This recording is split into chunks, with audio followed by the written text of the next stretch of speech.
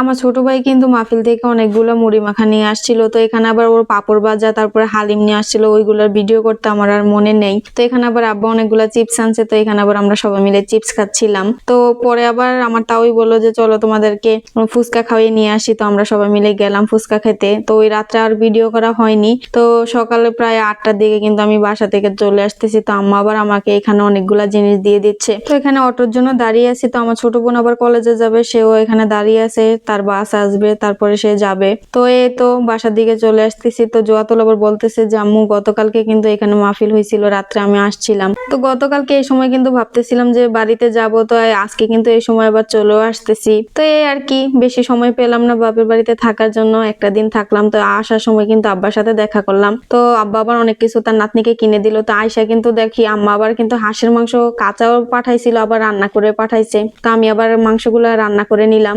যেগুলা পাঠাইছিল ওইগুলো আবার আমরা রুটি দিয়ে পরে খেয়ে নিব, এগুলা ফ্রিজে রেখে দিছে। তো শাক পাঠাইছে, অনেক কিছুই পাঠাইছে, সবগুলা তো আর ভিডিও করা হয়নি। তো এখানে আবার আমি কয়েকটা আলু দিয়ে মাংসগুলা রান্না করে নিলাম। আমার মাংস রান্নাটা দেখতে কেমন হয়েছে তা অবশ্যই কমেন্টে জানাবেন।